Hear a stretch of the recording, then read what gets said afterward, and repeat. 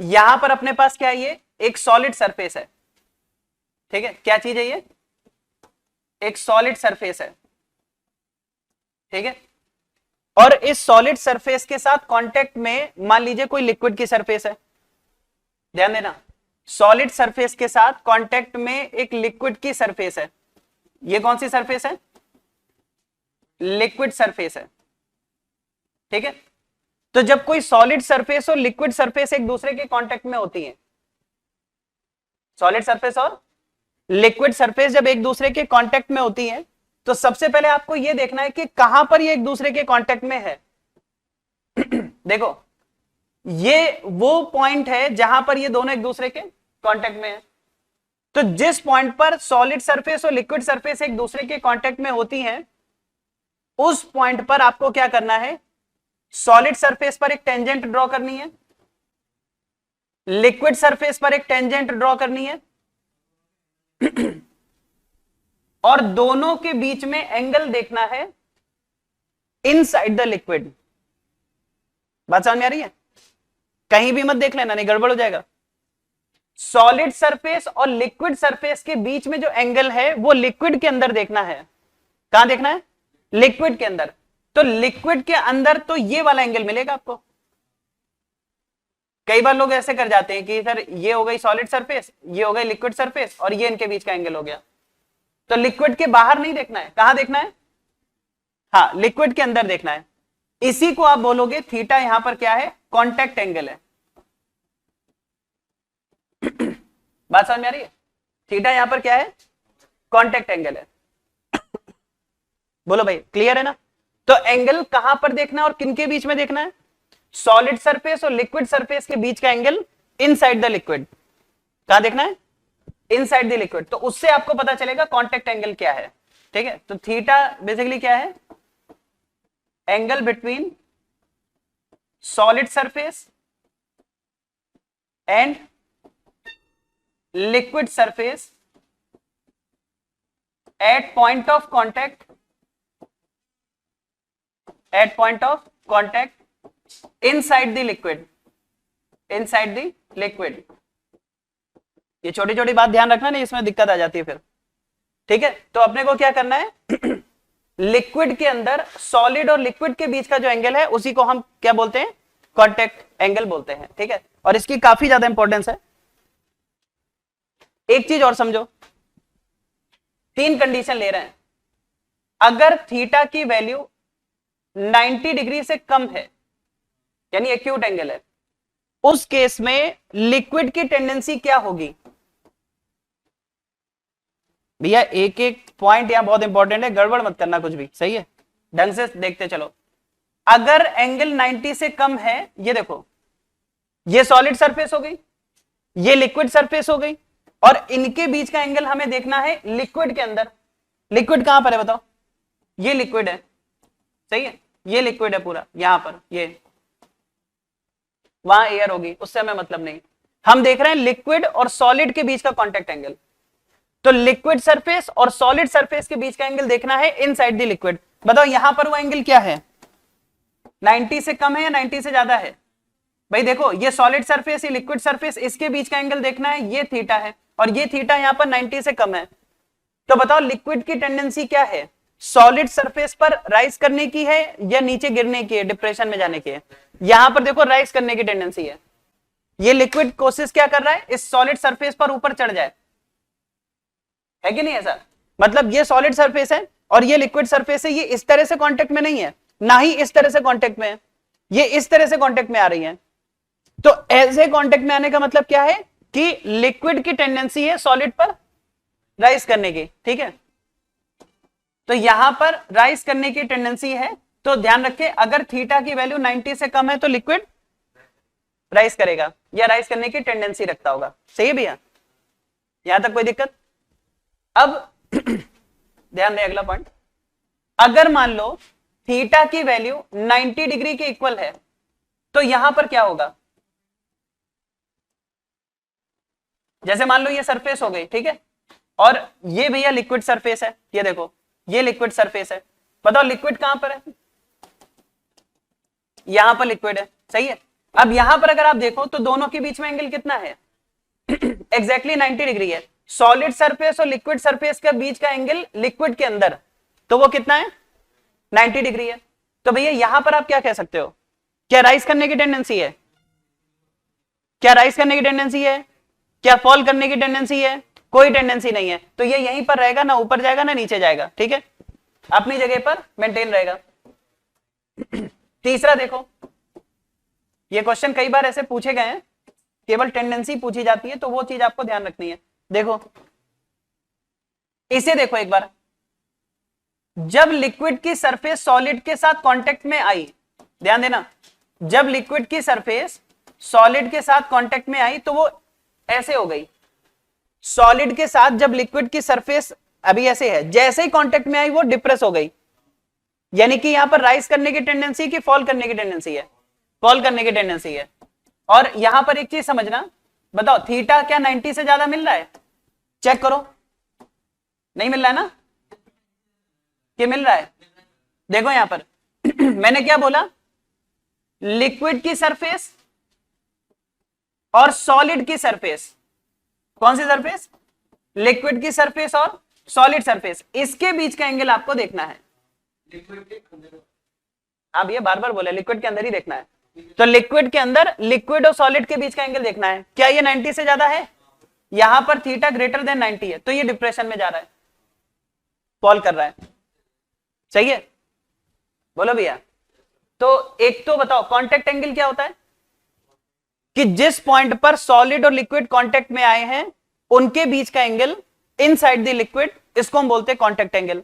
अगर वो 90 डिग्री से कम है तो राइज करने की टेंडेंसी रखेगा, 90 है तो ना तो राइज करेगा ना फॉल करेगा, और अगर 90 से ज्यादा है तो वो फॉल करने की टेंडेंसी रखता होगा, डिप्रेशन में जाने की टेंडेंसी रखता होगा। यहां तक सही है भैया? आपने कोहेसिव फोर्स और एडेसिव फोर्स का नाम सुना होगा, ठीक है, बताओ क्या होते हैं? बताओ लिक्विड के मॉलिक्यूल्स, मैं पूछ रहा हूं ना, बताना उसमें, लिक्विड के मॉलिक्यूल्स और सॉलिड के मॉलिक्यूल्स के बीच में जो फोर्स है वो कौन सा है? एडेसिव फोर्स है। और लिक्विड लिक्विड के बीच में जो फोर्स है वो कोहेसिव फोर्स, ठीक है। मान लो दो चीजें बहुत अच्छे से चिपक गई हैं, तो वहां पर कौन सा फोर्स डोमिनेट कर रहा होगा? एडेसिव, है ना? अलग अलग के बीच में जो फोर्स है वो एडेसिव है, ठीक है। वो फेविकोल देखा है आपने, उसमें कभी देखा है एडेसिव लिखा होता है, ठीक है, मतलब वो चिपका देता है दो चीजों को, सही है।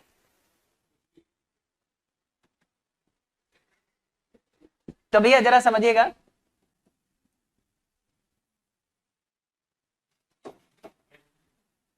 कुछ कर नहीं सकते हैं भैया, ध्यान से देखें यहां पर।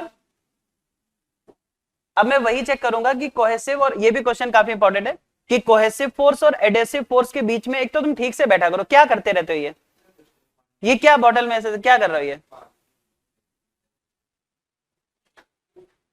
भैया? इधर देखो, सामने देखें, ये सॉलिड की सरफेस है, लिक्विड की सरफेस है। अब यहां पर कोहेसिव फोर्स और एडेसिव फोर्स के बीच में रिलेशन क्या हो जिससे कि थीटा 90 से कम मिले, 90 मिले, या 90 से ज्यादा मिले, उस पे हमें बात करनी है, सही है। सबसे पहले ये बताओ, जो एडेसिव फोर्स है, ध्यान देना, पहले तो लिक्विड के पार्टिकल्स को आप देख लो कहां पर हैं। क्या लिक्विड यहां पर होगा? ये पूरा लिक्विड है, सही है। और सॉलिड की सरफेस तो आपको दिख ही रही है, दिख रही है ना, ये सॉलिड सरफेस, ये लिक्विड की सरफेस, और ये बल्क लिक्विड है। सबसे पहले हम क्या करेंगे, यहां पर कोई लिक्विड का मॉलिक्यूल लेते हैं। ये क्या है बताओ? लिक्विड पार्टिकल है कोई, ठीक है। अब मुझे एक बात बताओ, लिक्विड पार्टिकल पर जो सॉलिड की सरफेस फोर्स लगाएगी वो कौन सा होगा? एडेसिव। और लिक्विड पार्टिकल पर लिक्विड के ही मॉलिक्यूल्स जो फोर्स एक्सर्ट कर देंगे वो कोहेसिव फोर्स होगा। बस अब छोटे छोटे बात समझना, ठीक है भैया। सबसे पहले आप मुझे बताइए, लिक्विड के पार्टिकल्स कितनी रेंज में अवेलेबल हैं? जैसे देखो, ये लिक्विड पार्टिकल है और यहां से लेके यहां तक सब जगह लिक्विड के पार्टिकल्स हैं। मैं क्या बोल रहा हूं, यहां से यहां तक सभी जगह लिक्विड के पार्टिकल्स हैं। अरे हैं या नहीं है? तो ये लिक्विड के पार्टिकल्स इसको कैसे अट्रैक्ट करेंगे? देखो, इस तरह से फोर्स होगा, देखते रहना, बोलो। अरे ऐसा कुछ होगा? ये जो फोर्सेस है ये कौन से हैं? लिक्विड पार्टिकल पर लिक्विड पार्टिकल्स ने ही फोर्स एक्सर्ट किया है, ठीक है। इस रेंज के जितने लिक्विड पार्टिकल्स हैं, ऐसे ऐसे ऐसे ऐसे, तो ये सभी फोर्सेस कौन से हैं? कोहेसिव फोर्सेस हैं। बताओ इन सभी कोहेसिव फोर्सेस का जो रिजल्टेंट है वो किधर से जा रहा होगा? अगर ये 90 डिग्री में डिस्ट्रीब्यूट है तो क्या बिल्कुल बीच में से जाना चाहिए? बोलो भाई, अरे बोलो ना। ये कौन सा फोर्स होगा? ये कोहेसिव फोर्स होगा और ये 45 डिग्री पे काम कर रहा होगा, क्योंकि आप देखो ये लिक्विड का पार्टिकल है, ये लिक्विड का पार्टिकल है और यहां से लेकर 90 डिग्री तक लिक्विड के पार्टिकल्स अवेलेबल हैं, तो हर एक लिक्विड पार्टिकल इसको इस तरीके से पुल कर रहा होगा, कोहेसिव फोर्स होगा। अब इन सभी कोहेसिव फोर्सेस का जो वेक्टर सम होगा वो बीच में से जाएगा 45 से, तो ये एफसी हो गया, 45 से जा रहा है, ठीक है। अच्छा, इसके बाद जो सॉलिड की सरफेस है वो भी इस लिक्विड पार्टिकल को पुल कर रही होगी, एडेसिव फोर्स, जरा वो भी समझ लेते हैं किस डायरेक्शन में होगा। देखो ये सही रहेगा, देखो इधर आप मुझे बताओ, जैसे यहां पर ये लिक्विड पार्टिकल है, ये लिक्विड पार्टिकल है और ये सॉलिड की सरफेस है, तो बताओ इसमें अगर आप चेक करो, समझना, तो ऐसे ऐसे ऐसे, ये ऐसे, ये देख रहे हो, इस रेंज में होगा पूरा एडेसिव फोर्स, क्योंकि इस लिक्विड पार्टिकल के सामने जो सॉलिड की सरफेस है वो केवल एक तरफ नहीं है, दोनों तरफ है, मतलब केवल नीचे नीचे नहीं है, ऊपर भी है। आप समझ रहे हैं? तो यहां से लेके यहां तक जितने भी लिक्विड पार्टिकल्स हैं, सॉरी, यहां से यहां तक जितने भी सॉलिड सरफेस पर पार्टिकल्स है वो ऐसे ऐसे ऐसे ऐसे क्या कर रहे होंगे? पुल कर रहे होंगे। तो ये चीज जरा यहां देखो यहां जरा समझना, इस लिक्विड पार्टिकल पर भैया बातचीत बाद में आप कर सकते हो, वो इतनी इंपॉर्टेंट नहीं है। ये चला गया तो दिक्कत है। ये देखो, क्या ऐसे फोर्सेस होंगे ये? बोलो भैया,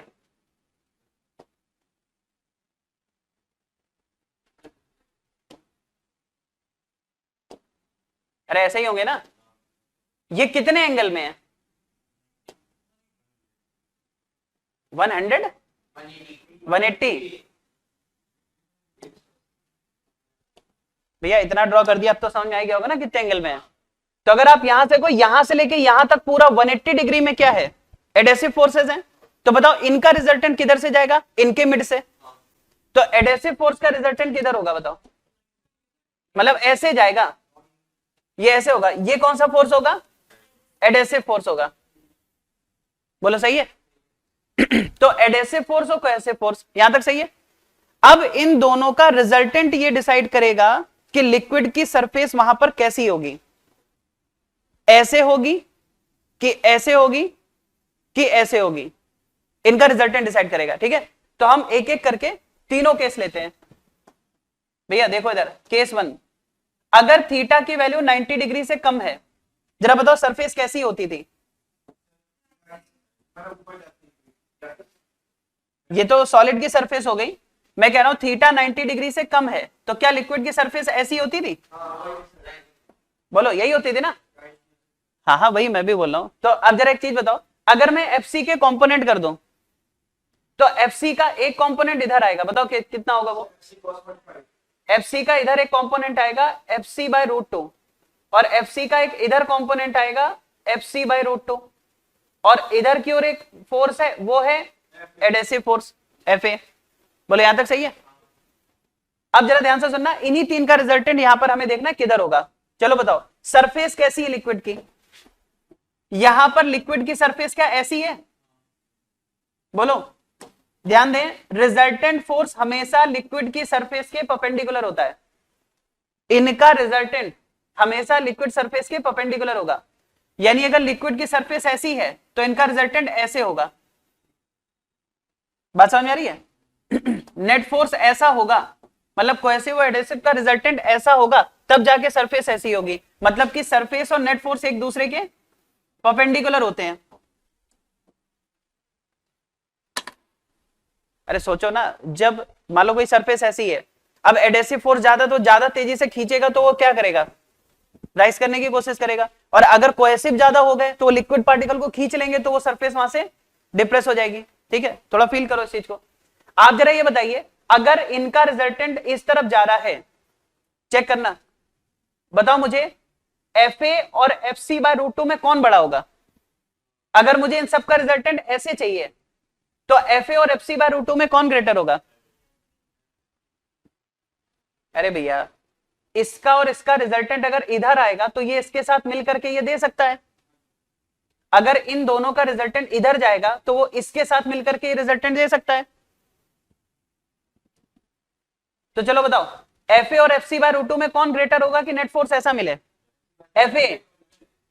FA की वैल्यू FC/√2 से ज्यादा होनी चाहिए। अगर FA की वैल्यू FC/√2 से ज्यादा होगी तो इन दोनों का रिजल्टेंट इधर आएगा और ये वाला मिलकर के ऐसा रिजल्टेंट दे पाएंगे। यहां तक ठीक है? तो यहां पर पहले बताओ, एडेसिव फोर्स ज्यादा है कि कोहेसिव फोर्स ज्यादा है? एडेसिव फोर्स ज्यादा है, यही है ना? नहीं, एडेसिव फोर्स कोहेसिव फोर्स से ज्यादा है कि कोहेसिव फोर्स √2 से ज्यादा है? दोनों में भैया डिफरेंस है, ठीक से पढ़ना ये। ठीक है, तो FC/√2 से ज्यादा वैल्यू किसकी आएगी? एडेसिव फोर्स की। सिर्फ आप इतने मतलब ये ना कह देना कि बस एडेसिव फोर्स ज्यादा है, आपको ध्यान रखना होगा एग्जैक्टली किससे ज्यादा है। तो अगर एडेसिव फोर्स FC/√2 से ग्रेटर है तो सरफेस ऐसी हो जाएगी, एंगल ऑफ कांटेक्ट 90 से कम होगा और राइज करने की टेंडेंसी रखती होगी। बोलो यहां तक सही है? ये क्वेश्चन पूछा जा सकता है, इंपॉर्टेंट है ये, डायरेक्ट है। ठीक है, चलो इसके आगे बढ़ते हैं। अब जरा अगली कंडीशन लेते हैं, अब तुम समझ गए। अगर ध्यान दे भैया, मान लो यहां पर ये ऐसा है, ये लिक्विड की सरफेस है। अगर मान लो लिक्विड की सरफेस डिप्रेस हो रही हो, फॉल कर रही हो, बताओ यहां पर थीटा क्या है? 90 से बड़ा है कि 90 से छोटा है? कई बार बता चुके हैं, चेक कर लो यहां पर। बताओ लिक्विड की सरफेस कैसी है? बोलो ऐसी है ना? अगर लिक्विड की सरफेस यहां पर ऐसी है तो बताओ कांटेक्ट फोर्स, मतलब इन सब का रिजल्टेंट जो होगा नेट फोर्स, क्या वो ऐसा नहीं होना चाहिए? भैया नेट फोर्स हमेशा उस सरफेस के क्या होता है? परपेंडिकुलर होता है। सही है। अब जरा बताइए, अगर मुझे नेट फोर्स ऐसा चाहिए, ठीक है, याद करो कौन कौन से फोर्स थे। इधर कितना था? FA, इधर कितना था? FC/√2, इधर क्या था? FC/√2। चलो बताओ, तो अगर मुझे नेट इधर चाहिए तो क्या FC/√2 की वैल्यू FA से ज्यादा होनी चाहिए? भैया अगर ये ज्यादा होगा तो नेट इधर आएगा, इनका रिजल्टेंट इधर आएगा। ठीक है, तो बड़ी सीधी सी बात है। यहां पर हम क्या बोल सकते हैं? तो यहां पर आप बोलोगे FC/√2 ग्रेटर होना चाहिए एडेसिव से, या आप कह सकते हो एडेसिव फोर्स कम होना चाहिए FC/√2 से। यही है ना? तो अगर एडेसिव फोर्स FC/√2 से ज्यादा है तो हम यहां पहुंच जाएंगे, राइज करेगा वो। और अगर एडेसिव फोर्स FC/√2 से कम है तो हम यहां पर आ जाएंगे, मतलब वो डिप्रेस हो रहा होगा। सही है? तो एक ये भी कंडीशन है। तीसरी कंडीशन आप लेके चलो, अगर थीटा की वैल्यू देखो इधर 90 डिग्री हो जाए, बताओ यहां पर क्या होगा? क्या ये सरफेस ऐसी है? बोलो। और यहां पर लिक्विड की सरफेस अगर हम देखें, वो मान लो ऐसे है। ठीक है, एग्जैक्टली 90 डिग्री एंगल पर हम बात कर रहे हैं, ये पूरा लिक्विड हो गया। बताओ अगर थीटा की वैल्यू 90 डिग्री है, चलो बताओ रिजल्टेंट फोर्स किधर होगा? जो लिक्विड सरफेस है उसके परपेंडिकुलर। तो नेट फोर्स ऐसा आ रहा है। सोचो अगर नेट फोर्स ऐसा आ रहा है तो जो तीन चीजें हम लोगों ने लिखी थी, एडेसिव फोर्स, यहां पर क्या था? कोहेसिव फोर्स √2, यहां पर भी क्या था? Cohesive force √2। बताओ क्या रिलेशन हो कि नेट फोर्स नीचे की ओर आए? हाँ, FA = FC/√2 हो जाए। अगर FA की वैल्यू FC/√2 हो जाए तो angle of contact exactly 90 degree के बराबर होगा। समझ गए ना? तो ये तीन चीजें बहुत इंपॉर्टेंट है, ध्यान रखना, क्वेश्चन डायरेक्ट पूछे जाते हैं इस पर। इसलिए ये चीजें पहले ही देख ली ताकि वहां पर आपको दिमाग ना लगाना पड़े। तो चलो बताओ, अगर एडेसिव फोर्स की वैल्यू FC/√2 से ज्यादा है तो एंगल ऑफ कांटेक्ट कितना होगा? लेस देन 90 डिग्री और राइज करने की टेंडेंसी होगी। अगर एडेसिव फोर्स की वैल्यू FC/√2 से कम है तो एंगल ऑफ कांटेक्ट 90 डिग्री से ज्यादा होगा और ये फॉल करने की टेंडेंसी रखता होगा।